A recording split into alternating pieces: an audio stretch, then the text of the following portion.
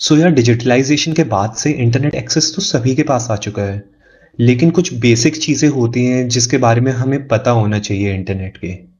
And अभी few days back मैं क्वारा पे भी आंसर्स कर रहा था एंड जो मोस्ट आस्क क्वेश्चंस या रिक्वेस्ट जो मेरे पास आ रही थी वो यही थी कि डीप वेब या डार्क वेब क्या होता है। तो आज हम उसी के बारे में बात करने वाले हैं। तो starting from the surface web. So surface web is a portion of the www that is indexed by traditional search engine. इसका बेसिकली क्या मतलब हुआ कि जो भी हमारा गूगल हो गया या हमारा बिंग हो गया, ये सब हमारे सर्च इंजन्स होते हैं। अब इस पे जो भी इंफॉर्मेशन हम एक्सेस कर सकते हैं वो सारी इंडेक्स्ड होती है, मतलब वो सारी अवेलेबल होती है हमारे पास और हम वो फ्रीली कभी भी एक्सेस कर सकते हैं। आपका नेटफ्लिक्स हो गया, यूट्यूब हो गया, या जो भी आप डेली आप जो भी सर्व करते हैं वो सारा हमारा सरफेस वेब पे आता है।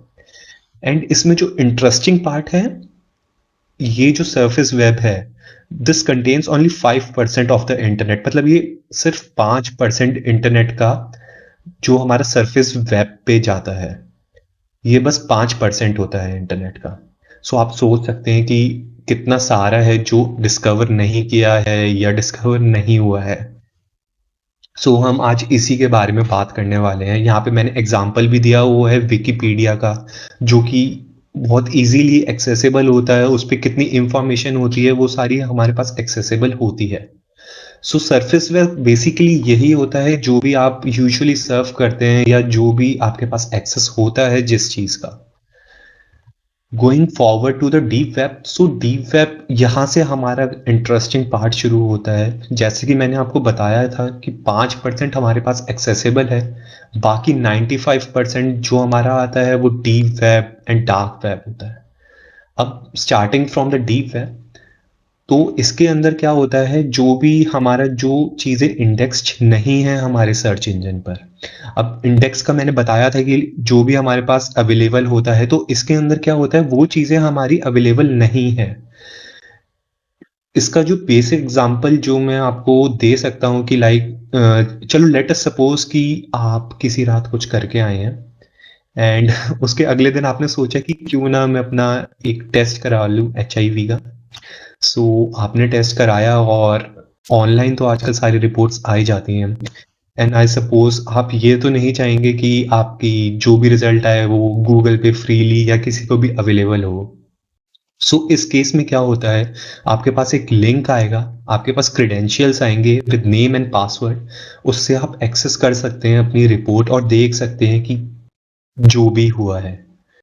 ये एक बेसिक एग्जांपल होता है। अब इसके अंदर बहुत सारी चीज़ें होती है, प्राइवेट कंपनी का डेटा हो गया, मेडिकल रिकॉर्ड्स हो गए, लीगल डॉक्यूमेंट्स जो भी हो गए, वो भी हिडन होते हैं और जो इजीली एक्सेसिबल ऐसे नहीं होते या लोग नहीं चाहते कि वो फ्रीली अवेलेबल हो वेब पे, सरफेस वेब पे, उसे हम डीप वेब के अंदर काउंट करते हैं। अब going next to the dark web, ये हमारा थोड़ा डार्क, जैसे कि नाम से ही बोल रहा है डार्क वेब। उसी से हम बोल सकते हैं कि क्या चीज़ होगी ये। अब इसमें क्या होता है, इसमें जो हमारे लिंक्स होते हैं, यूजुअली हमारा क्या होता है, www डॉट, जो भी हमारा एड्रेस होता है .com.co.in, बट इसके अंदर क्या होता है .onion। तो इसके जो एक्सेस करने के लिए हमें स्पेशल सॉफ्टवेयर्स भी चाहिए होते हैं। अब जो सबसे पॉपुलर सॉफ्टवेयर है वो है टॉर ब्राउज़र, टॉर्च, और बहुत सारे ब्राउज़र्स हैं इसमें, लेकिन जो सबसे पॉपुलर है वो है टॉर ब्राउज़र। और इसे द ओनियन राउटर भी कहा जाता है। अब इसे ओनियन राउटर क्यों कहा जाता है? अब जैसे कि ओनियंस के अंदर बहुत सारी लेयर्स होती हैं, ये टॉर ब्राउज़र भी बहुत सारी लेयर्स ऑफ प्रोटेक्शन प्रोवाइड कराता है आपको, इन सेंस कि आपकी लोकेशंस बहुत सारी जगह से पिंग कराएगा, जो नोड्स होते हैं वो बहुत सारी जगह से शो कर रहा होगा। एक ये भी चीज़ होती है कि ये एनोनिमिटी प्रोवाइड कराता है, और डार्क वेब यूजुअली इसी से ही एक्सेस करा जाता है। इसके अंदर जो डार्क वेब है, इसके अंदर आपको मोस्टली इलीगल चीज़ें ही मिलेंगी।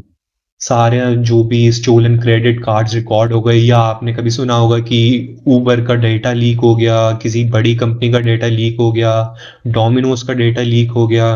तो यहाँ पे वो सारी चीज़ें यहीं बिकती हैं डार्क वेब के थ्रू।